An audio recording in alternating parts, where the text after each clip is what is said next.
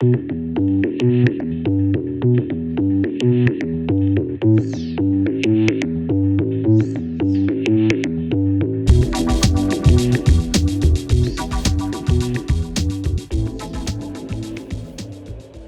everyone. Thank you for joining me for another episode of Lost Like Mike. I am your host, Mike Gonzalez. I'm recording this episode on my brother's birthday, December 3rd. My brother, who was originally going to be doing this podcast with me, but he passed away before we could get started. He passed away at the beginning, or I should say the height of the pandemic.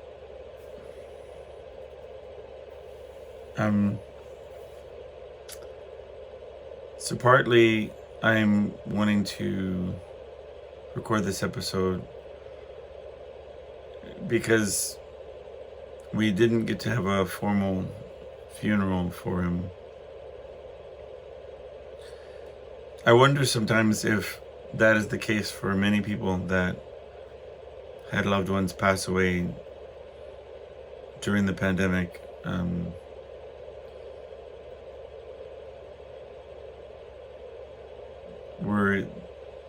When my brother was sick, and they knew that he was not going to make it. The question was whether or not we could go in to see him.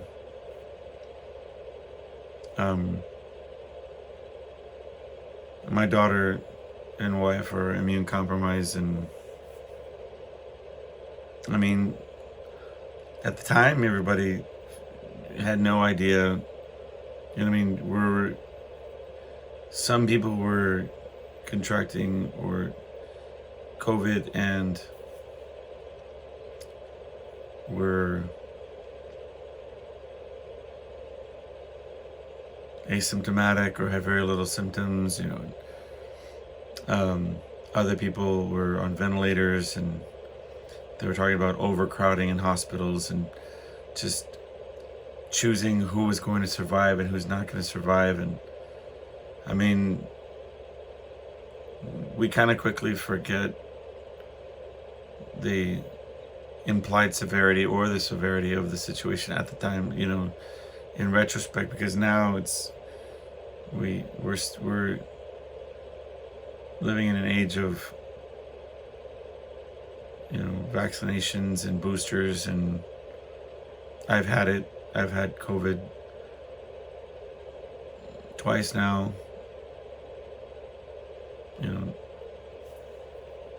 The same as the flu or whatever else I've had. And my wife and daughter have had it. My wife had every strand of the virus. But yet, and hindsight's 2020, but I mean, that was part of it, was we didn't know. And my daughter's been in and out of hospitals since she was born, and I didn't know how to go see him. And,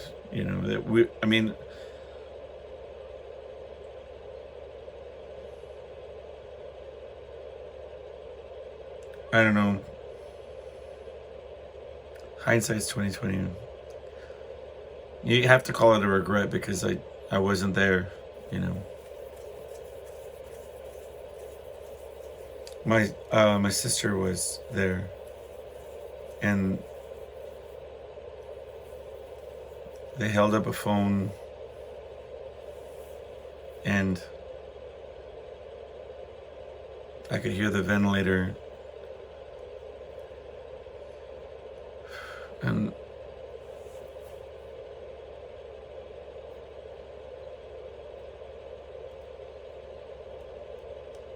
it was I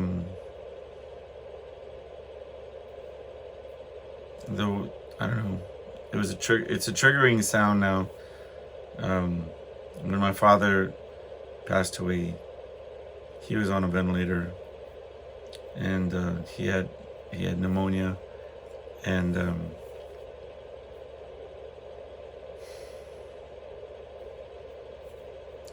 but I remember the regret was there, and they called me on the phone to let me know what was happening,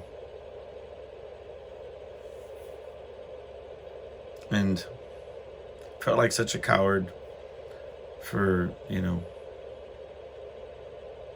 even though it wasn't my health or well-being that I was concerned about. But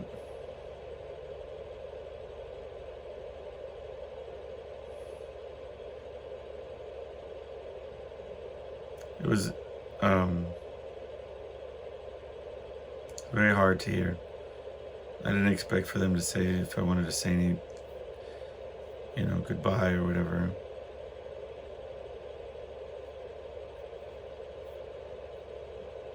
The last conversation that I had with him was something like, he was telling me that he was definitely going to the doctor. He was going to go finally deal with some of these medical issues that were, brewing, complications because of his weight and how he was doing a very harsh diet, and I didn't have any answers. I felt like we could get him a nutritionist, and we were going to document it all. It was going to be, we were going to really turn the tide or make some sort of big change. And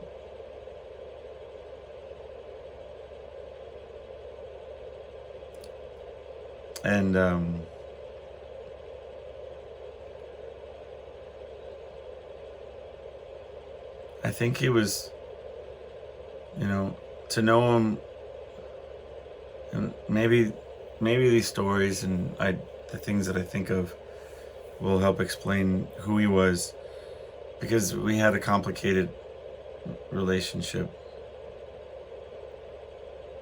He was different, and it's not as easy as saying, that it's not as easy as saying that he was my brother and I loved him and all this kind of stuff. I mean,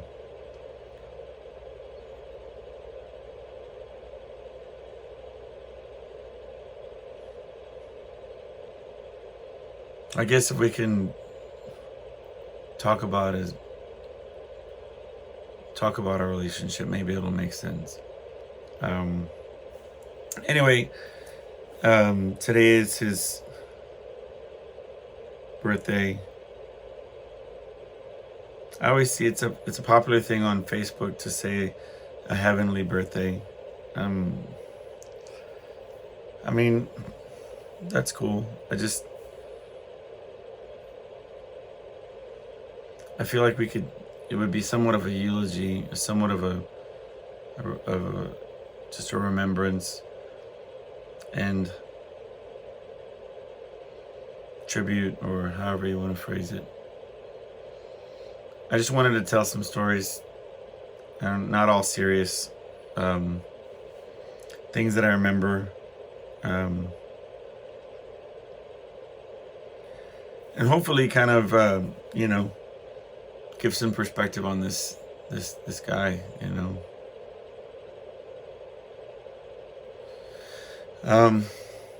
So, okay, he was the quintessential middle sibling.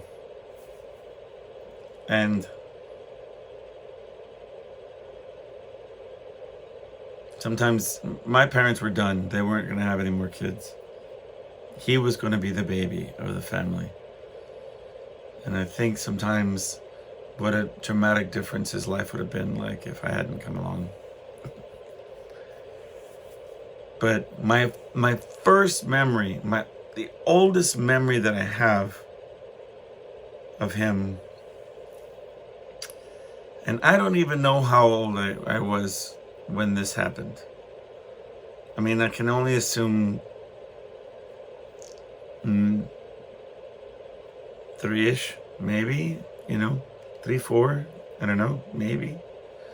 But I just remember being super tiny, and my parents would do this thing where, I mean, I'm justifying it as such because I don't know the rationale, because I was just a kid, but they did this in the future, okay? So, anyway, they bought us these giant color books, and when I say giant, I mean they were, you know, I guess they were big back in the day, but like giant, like 3 feet, like big color books, right? Of Raggedy Ann and Andy. And for those that are too young to remember who Raggedy Ann and Andy were, they were these rag dolls with red hair, big eyes, like white circles with black dots, like black eyeballs, right? And they look like painted clowns on dolls. I'll put a picture probably if you're watching on YouTube, right? And these terrifying creatures, I don't even know why you'd have a giant color book of this, but my parents used to do this thing where they would buy him and I the identical thing. And which, I mean, I get it in theory, you don't want the kids to have their own, but whatever. But I remember having like a Kiss guitar, or like a what was that, Knight Rider car, and we all had identical ones. So. But I remember they must have said something about it, about me having the same thing or whatever it was. But Chuck just, it made him angry, and he drew large X's on all the pages of my color book. Of course, he gets in trouble. I'm oblivious because I'm little. But I get it, I mean, he had the forecast of being the little one, right? Like being the baby of the family. And they had no plans of having me. And then here comes this, afterthought or mistake or whoops. But I think my mom said it was like a happy mistake, or like, no, my mom never called me a mistake. I'm saying like a happy, I don't know, accident, whatever. But that was my earliest memory, was that, me thinking he hated me. And it wasn't far from the truth, because I know all the stereotypes and cliches that you hear about the middle child, were true. I mean, my parents, for good or for bad, they showered me with attention, and I could do no wrong, and everything I did was like super cute or whatever. I mean, I remember they had this picture of me like standing in front of this poster that I ripped up to shreds, with this look on my, like, busted look on my face, and they just thought that was the sweetest thing. But he would always get the raw end of the deal in that regard.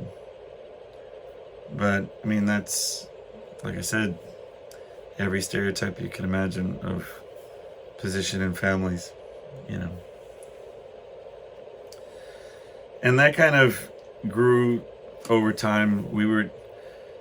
I remember we would be at we had this dynamic where we'd go spend our summers at my abuelito and abuelita's house with my aunt Tonya. They had this central spot. When you're a kid, you don't know, like, it's just what is normal. You know what I mean? But we had my two brothers and I were all kind of in. My sister came before all of us, but with our set, we had a set of three cousins that were roughly around the same age, and we would all just play all the time at this central house, right? They lived across the street. We would go there in the summer, spend our time. We'd hang out, and my brother and I would just rip each other to shreds all day. Like, on occasion we would get bad about it, and like, but. And I remember the cousins would say, like, because we would put each other down, put down, and like, and be savage about it. Just, and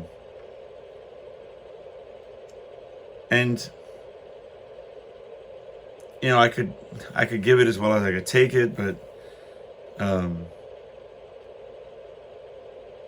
it was very destructive and not very cool, and it was always that sibling rivalry, and it was very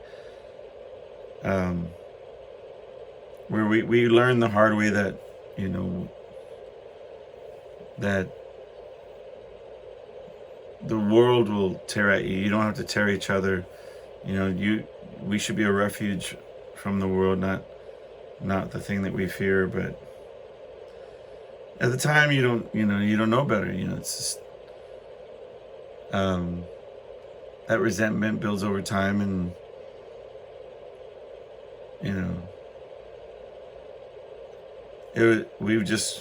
we were very hostile towards each other, especially we always felt from his end coming to me. But I do remember there's a couple times where he showed his true character. You're talking about somebody who just despised and would let everybody know just what a crap he thought I was. But I remember I must have been just very little, maybe the first grade or something, and I was I don't remember the circumstances, but I remember being in the restroom. I just was there alone in the restroom, and I was very sick, and I pooped all over myself. It was a train wreck. I don't even remember how. I just remember it was everywhere. I don't know how it was everywhere, but I couldn't go back to class. I couldn't do anything. I was freaking out. And then I heard his voice. And him saying, "Hey, you in there?" And me saying, "Yeah, well, yeah, I'm basically freaking out." And he made all the arrangements, and he's not much older than I am, but he got me help, and he got me out of there.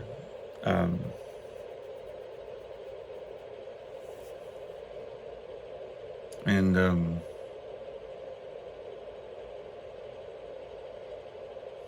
I remember there was another time, I guess probably right around the same age, maybe even younger. There was a movie on one of the cable stations. Back then it was only like HBO and that was it. Maybe Showtime existed, but there was this movie about this one man that could tell the future, right? Nostradamus, right? I'm this little kid who's barely like scratching the surface of learning about mortality and to where I was still having these sort of fantasies about living forever and having these notions of it being a question of giving up on the possibility of of living forever, right? And so I'm watching this movie, and they had this part where he says something like, when Nostradamus predicts that the whole planet will go out and and these billions or what, and and I remember thinking, what do you mean? Like, if there's not a planet, then I can't, where am I going to be? And I just had like this super panic attack and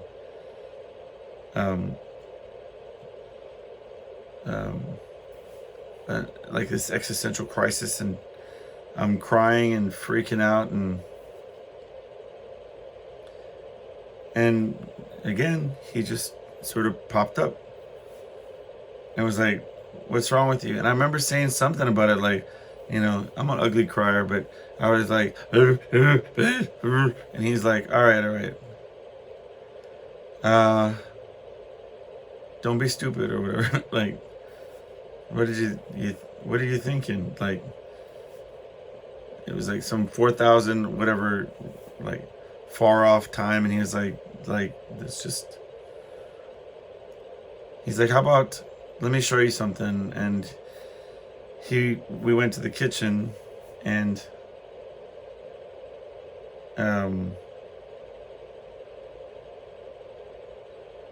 he was like, this is easy, I'm gonna show you something.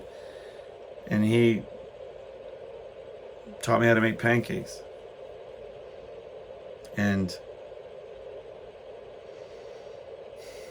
I'm just this little kid, and he's not much older, and we're sitting there messing with eggs and whatever, and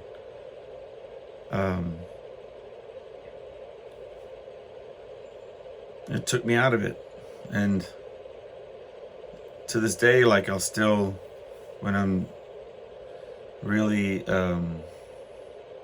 struggling with anxiety or what have you, I'll cook, and I always think of him when I do. I'm always thinking about that.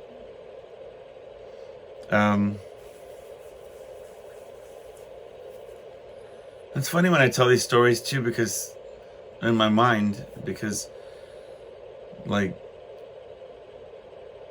the context of the situation, how old I was, and certain aspects of it are very fuzzy, but we lived in a different age back then, I guess, and so it's not unheard of, I guess. We were young, but it was not like, I guess the adults were somewhere, that's funny though. But yeah, a couple times, there was a couple times, and the reason why it felt more sincere was because I knew that he didn't like me. I knew that my presence was something that bugged him. And so the fact that he would go out of his way, like to make things okay, then I thought that was very. I mean, it's a big deal to me, right?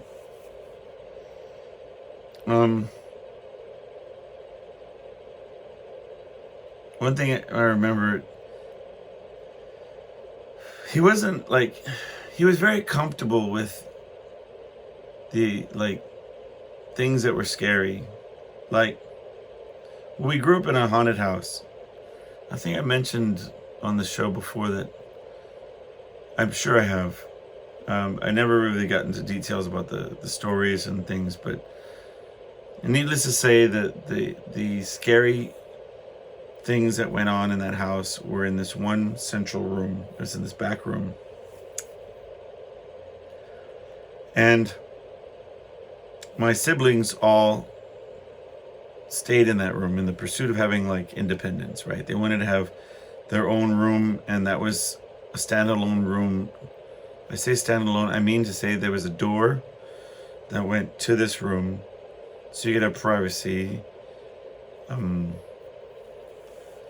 Right? So, and it may have been just me imagining, but whatever sibling would go into that room would, they would, I remember my older brother having this religious awakening while he was there. He got into Striper, this rock and roll band that was religious, and maybe I'll put a picture. And my sister would have a picture of Jesus and stuff, and she became very, she's very Christian, very religious.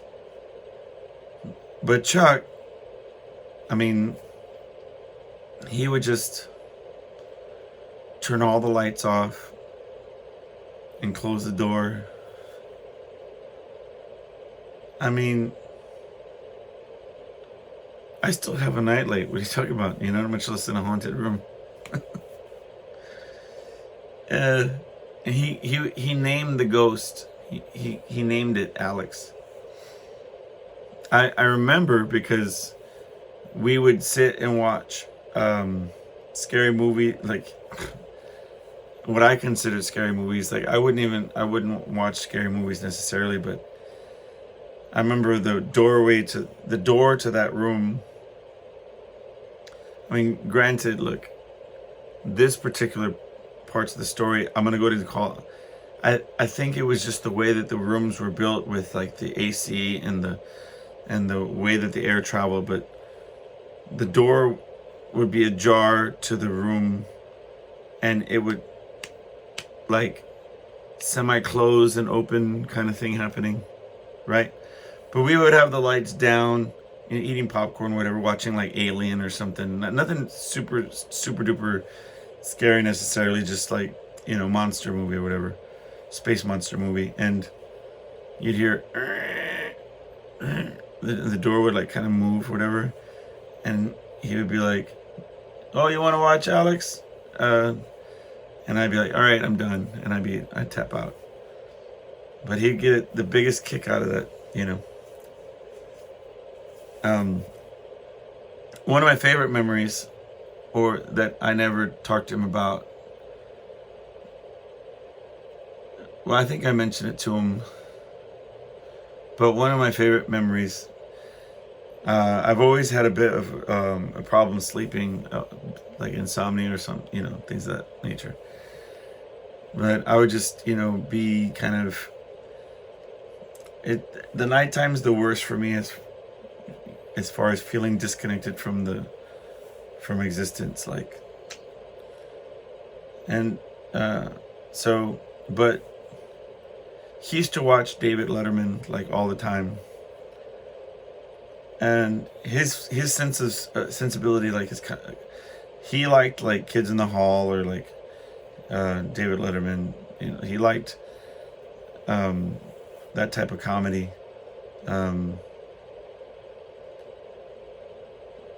What's that? Monty Python kind of thing. All right, but he would sit up and watch David Letterman, and he would just laugh and laugh, and I would it would help me fall asleep. Like, I would listen for it, like something to make him laugh, and it would give me peace. I don't know why. I always enjoyed that. But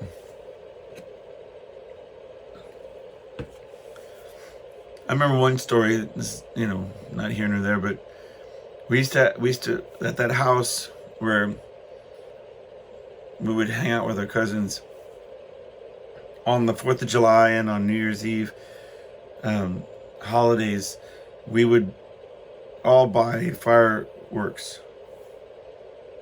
I mean, I was always, I had no interest in, like, I just wanted the little snakes and the BS ones, you know what I mean? Like, I was the type that wanted the long punk and, like, light it from far away kind of thing, right? I wasn't, super adventurous. But, the cousins and everybody would all buy bottle rockets and Roman candles, and that's kind of, you twirl around with your hand, and then they shoot out like these fireballs or whatever into, right? But there used to be the neighbors, I guess they had their own cousins that would come down for the holidays. And I don't know if it was a verbally established thing. I don't know the circumstances of it, but the idea was that they would have firecracker wars, right? I mean, and maybe y'all people do this all the time. I don't know, but I mean, they would have firecracker wars with these neighbors. I remember a couple things about this. All right, okay. One was my older brother, Manuel. My older brother had this dope MTV jacket. It was like, I don't know what that material is. Kind of like, it looked like a bomber jacket, kind of like shiny, you know what I mean? But black, and it had the MTV logo on the back. When MTV was like just only music videos all the time, and it was just like super cool. I don't even know how he got the jacket. I'm gonna have to ask him. But they shot it with like a Roman candle or a bottle rocket or something, and it burned a hole in it. I remember that. I also remember that we inadvertently, I didn't, because I'm gonna say, look, I'm gonna burn a snake and, throw those little had nothing cool. No, they shot up across into the neighbor's yard, and they used to have clothing on lines, and I mean, it's the kids' fault, because, you know what I mean? They were hiding behind sheets or whatever in the neighbor's yard, right? So when I say cousins, they weren't my cousins or our cousins. We were teamed up with my cousins, and these are just like people that came down, young people that came down to stay at the neighbors, all right? Anyway, so all that is to say that Chuck had a bag of firecrackers, okay? And he thought, which was totally a legit thought, right? But he set up the barbecue pit as a shield, right? Like this, you ever seen those big sideways wheelbarrow looking that are cut in half, and they crank open like that, right? Barbecue pits, and they have that flat tray where you put the meat on it. So he put his firecrackers on top of that flat tray, and then used the half barrel as a shield, right? So he would stand behind it and, like, I don't know, throw black cats, or what are those that would jumping jacks. Anyway, one of those hooligans, right, shot, and somehow, maybe it was a bottle rocket, had to be, and came in and hit inside the shield, the thing. And I think, I want to say that it was Chuck that grabbed the lid of the barbecue pit and shut it. I don't know how or what happened, but it lit the whole bag of fireworks. Like, it was like, you know, like this big old, and all of his stash, man, just went up. Oh, it's tragic, but at the same time, like, it wasn't funny right then, but it was funny to even him eventually, you know. It was one big, like, joke. But, and, you know, maybe the clothing line was a retaliation to that. I don't know, but it's lame, that part. I will tell you though, I mean, Chuck, like, always, he was himself as far as like the way he dressed or the things he did. He was always his own person. I mean, I remember being at we would go over, and he would be wearing like his clothes with his jeans folded up or whatever. I mean, I remember it was like kind of like maybe it was an Outsider's phase, you know, like that movie Outsiders with the greasers and all that kind of stuff. And he was just he had his own bit, man. He was just like, he didn't give a care about what anybody thought of. He just was going to do his bit. I always admired that. I mean, he couldn't care less. He was very talented musically, artistically. He would draw. But I remember I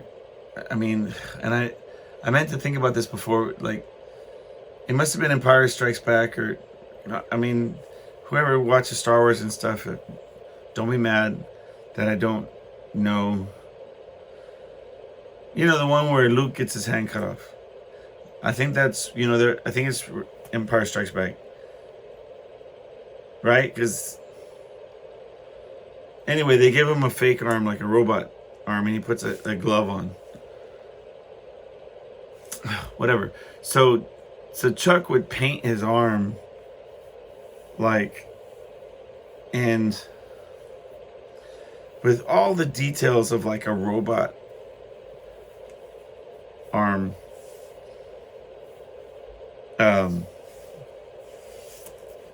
And he would just sit there in the restroom just drawing it, you know. I think with maybe a pen or something, but very intricate drawing all across his arm and hand.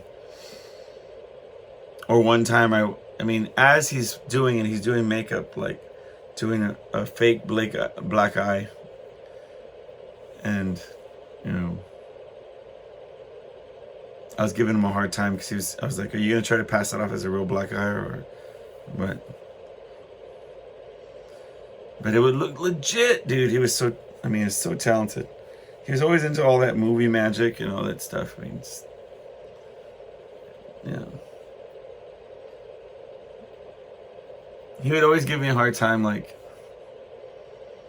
because I went through these phases and stuff. So I went through this one phase where I would say, how do you say? And he'd say, English is your first language. You know how to say it, you know. And, you know, I would make him so mad. Sometimes I'd talk like Sean Connery, and, like, you know, in normal conversation, right? And he'd be like, talk right.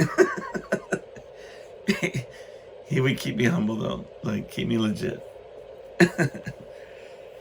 Cause yeah. I couldn't. He wouldn't let me have it. That's the way I call it. Like if I was getting too big, like when I first got back from college, the first time, like when I went, I mean, how smart can you be one semester of college? But I mean, at that time, but and he'd bust my chops about it, about quoting whatever philosophy 101 that I had learned. And he would bust my chops about it. But that was a big turning point. What we discovered was that we just couldn't live together. Yeah, I mean, before I left to college, we played in a band for years together, like several years, and we tolerated each other because he was so talented. He was so good, and he believed in what we did. So, but meanwhile, living in the same house, I mean, we physically came to blows. We fought each other, and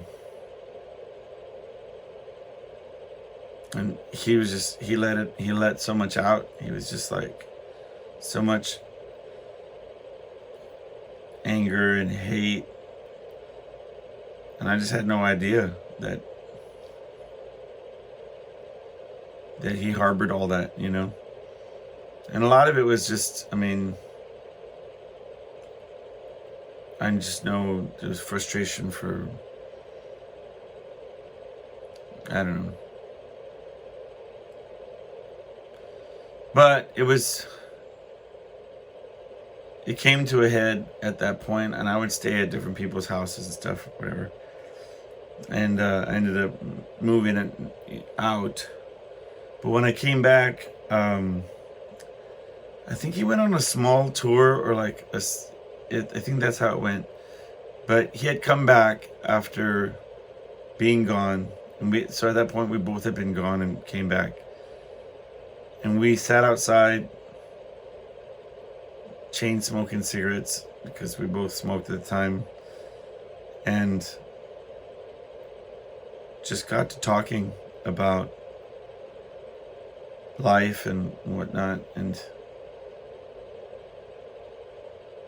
I saw him for the first time as a person that not somebody who just hated me, but just, and we would just realize that it was just, we couldn't live together.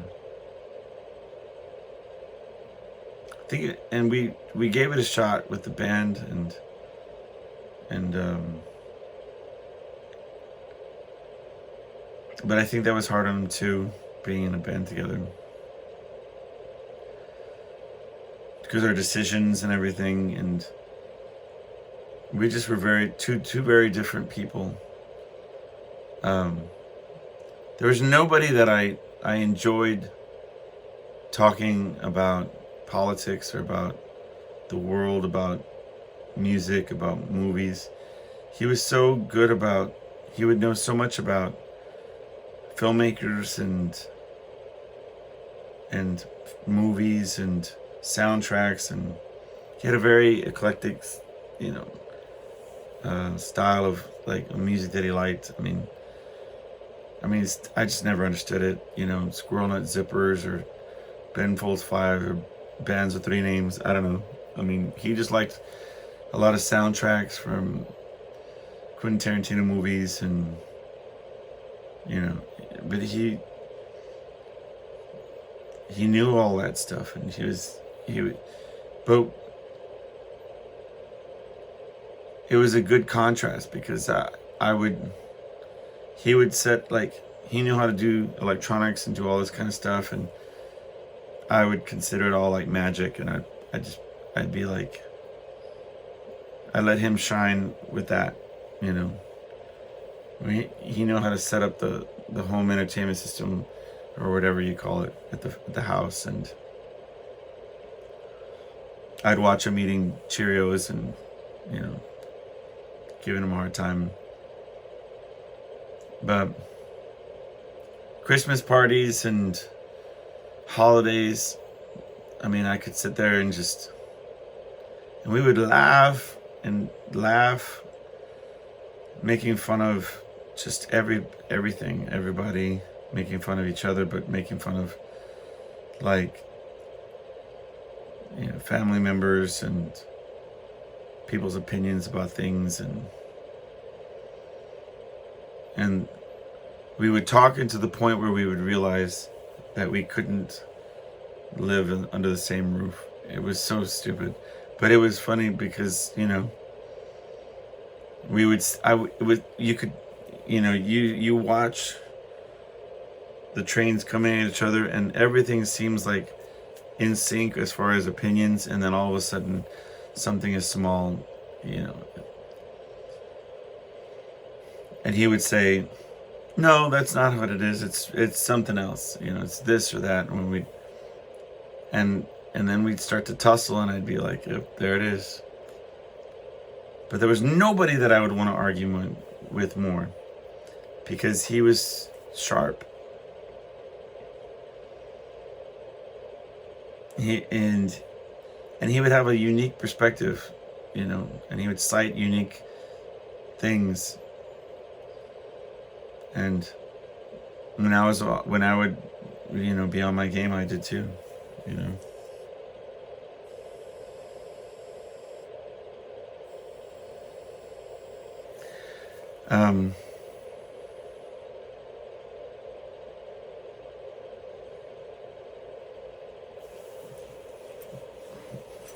I remember this one time, I was a latchkey kid, so my parents both worked, so at a very young age we would,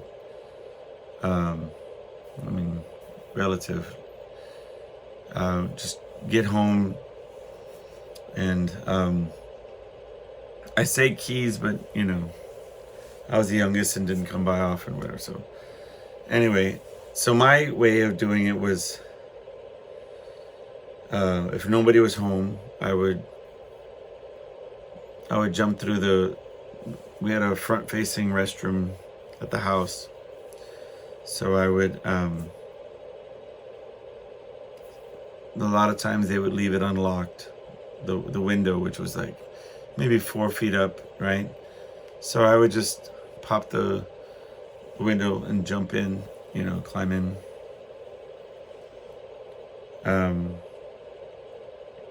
And one day I get home,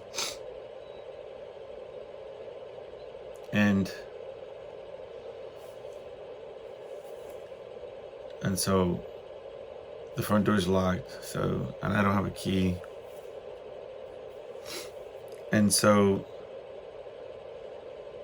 very quickly I throw the window up in the restroom, and I'm about to jump in, and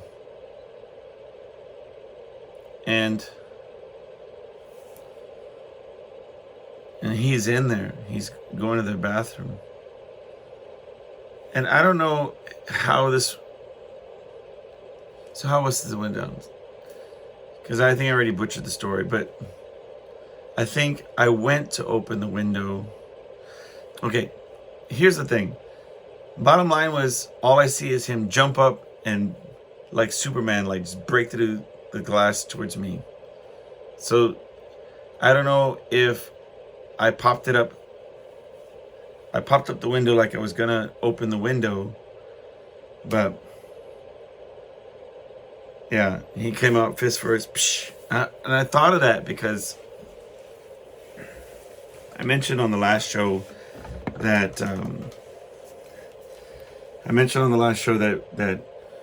that he had like 3 big containers of photographs, and my brother Manuel got them down from the attic, and he asked if I would take them.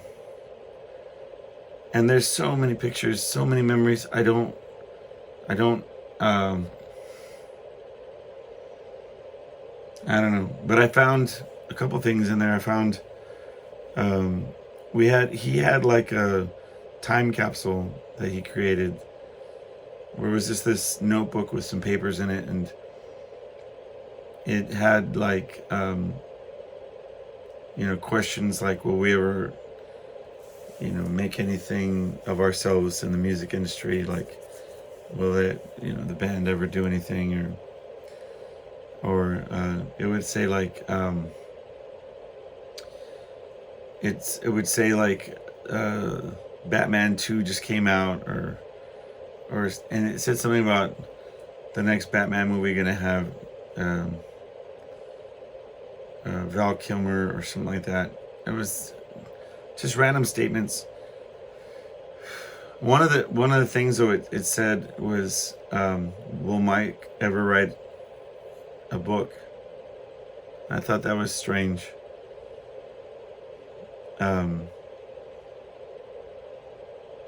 I don't know why he would write that.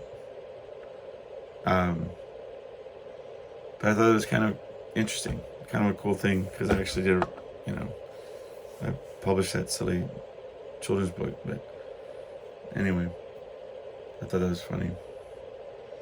But yeah, you get a kick out of it. But the reason I brought it up was because there's a photograph of that front bathroom boarded up, the window, and it reminded me of that, because that was why. Because he broke the window, preventing me from jumping into the restroom while he was in there. He always had a flair for the dramatic, though, a little bit. I loved him for that. But like, I remember we were downtown with the band. It was me and Vince, John, and Chuck, and we used to do a lot of things together, the four of us, in my parents' red, what was that, like a kind of, I guess, a Dodge Dart or something. It was just a small 4-door car, and we had parked downtown and in front of this church, and we were just out, goofing around or doing whatever. And we get back to the car, and somebody, a hooligan or whatever, broke one of the windows to the car. And we had nothing of value in the car, but just shattered the window. And Chuck, he went around and stood in front of the church, and he put his hands out, and he yells real loud, "Why?" and look, it was a very horrible thing that happened. And yes, this is probably another reason why he hated me, but what I'm saying is, like, even he had to fall about laughing, after, putting it in perspective and thinking about it, whatever. But I just remember he like Darth Vader, in that one movie. Why? Oh man, yeah. But he definitely had a flair for that.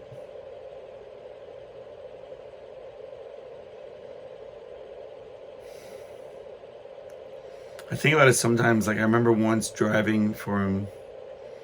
I was driving the guys around and going like the wrong way on a one-way, and like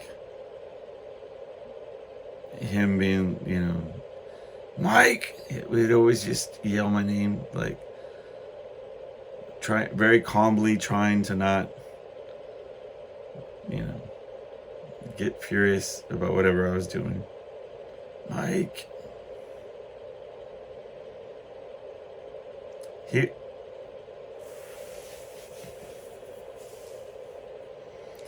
the truth of it was is that we had that was our relationship. We I loved him. I love him with all my heart, and I know he loved me too. Our characters butted heads, and towards the end, or when he would come see me, it was rare and far between, and we would talk. And here's the thing, for the longest you couldn't tell him, like,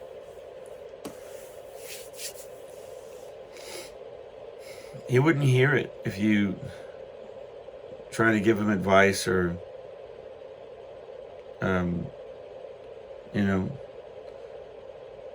that's why towards the end I would just, not towards the end, but we would see each other, and we would talk about how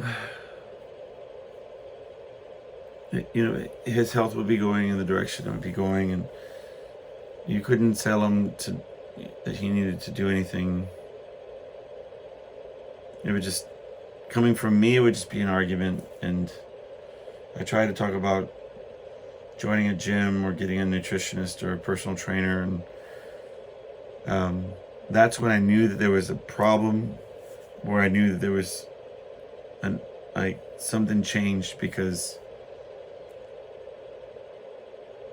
in the beginning, when I would try to talk to him about any of it, he would start an argument. It would be like, kind of like a stay out of his business. He don't want to talk about it, whatever, with me.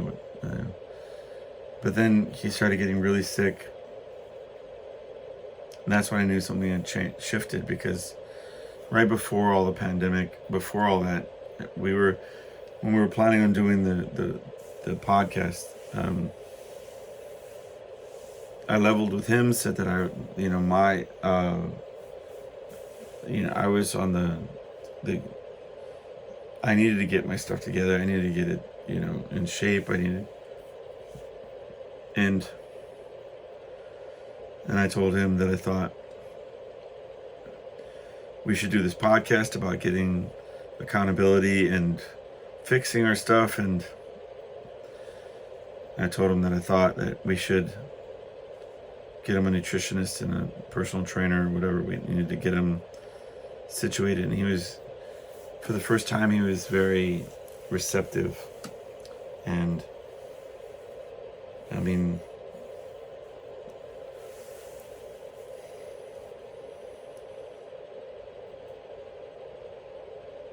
and then the last time I spoke to him, was just, there was something in his voice that was like,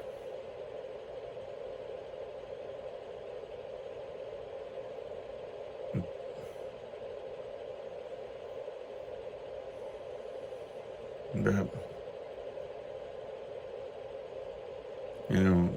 some argue and say, well, maybe just me, I could have done more, or I'm not trying to make excuses. It's just, you had to understand our relationship. You had to understand how we talked.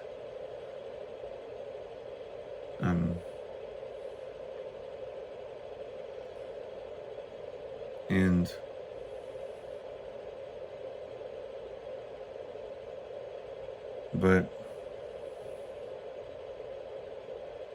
anyway, in all the flawed, in the flawed nature of our relationship, I loved it. I love him, and I don't know. I could have done more, but hindsight's 20/20, right? But I don't know.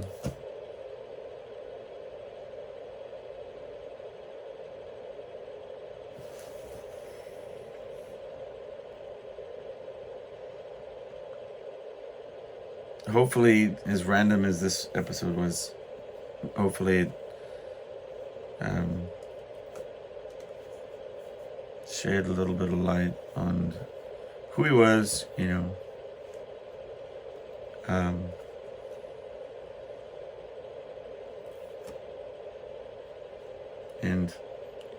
gave some perspective.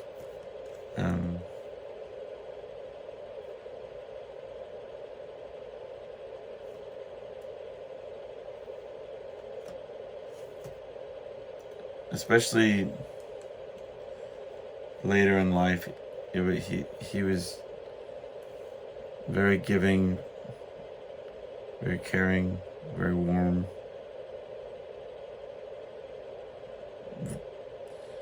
He loved his friends and family. And he loved his friends. I mean, would do literally anything for them.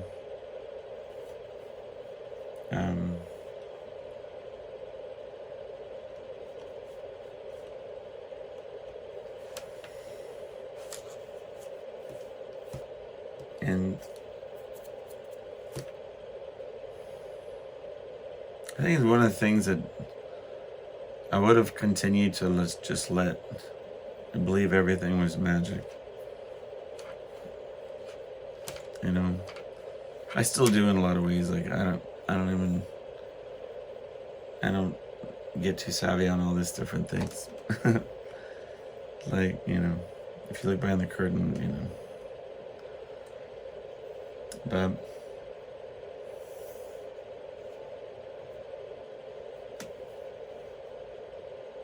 I miss him. I dream about him all the time.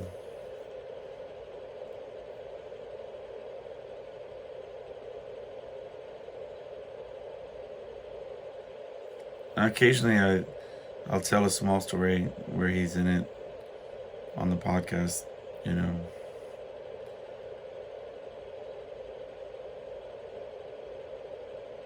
Like the time that he played drums on my solo record and nobody else came out.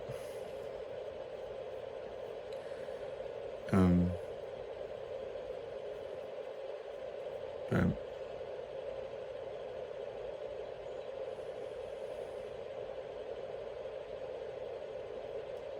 I hope he's happier wherever he is now. And I will say that when he was in the hospital, I knew he was going to the hospital,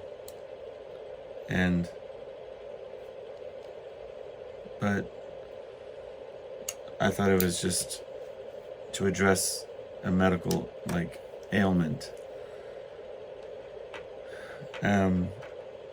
But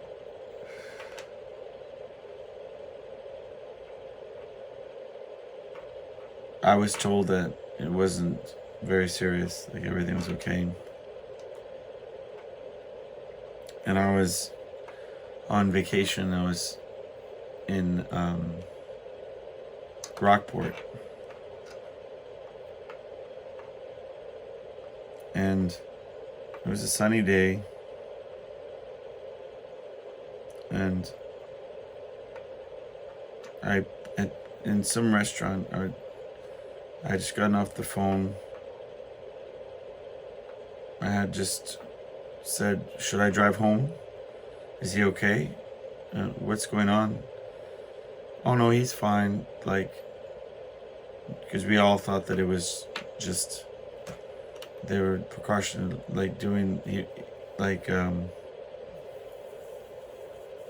they were just fixing him up, you know what I mean? And later on that night, that early evening, I should say,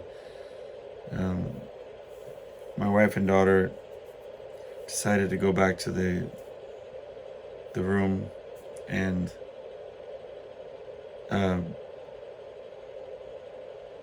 wash the day off and relax. And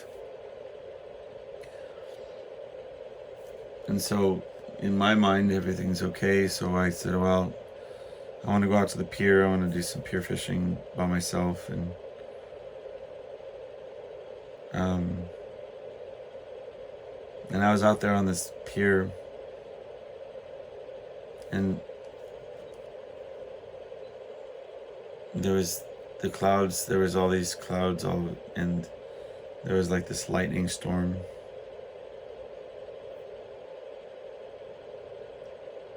And I remember thinking, like, this is like a message, you know? Like, this is like, for whatever reason, I felt like he was talking to me. Like Chuck was telling me something.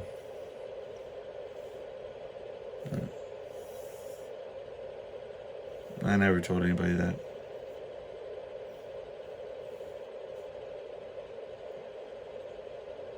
But I came back to town and I was told that is, you know,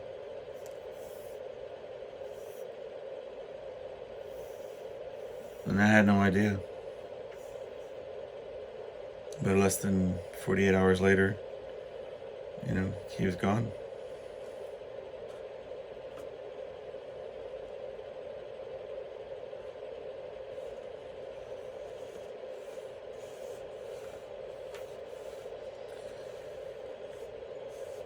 But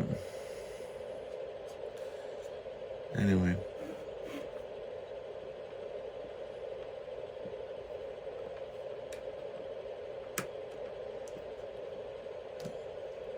thank y'all for hanging out with me.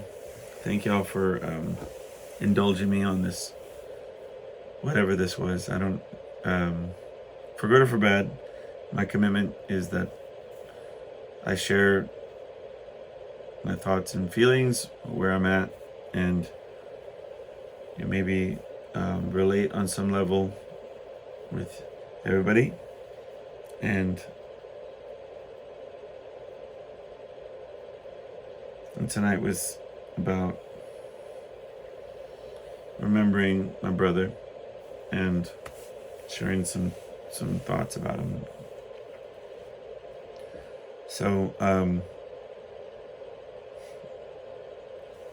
comment if you want to message me stories about him, or if you knew him, or if you had similar things in your life, or you can certainly send me a message at lostlikemike@gmail.com.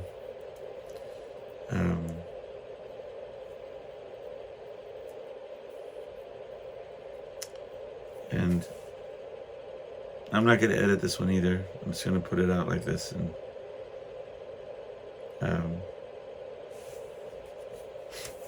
take care of yourselves. I'll see you next week.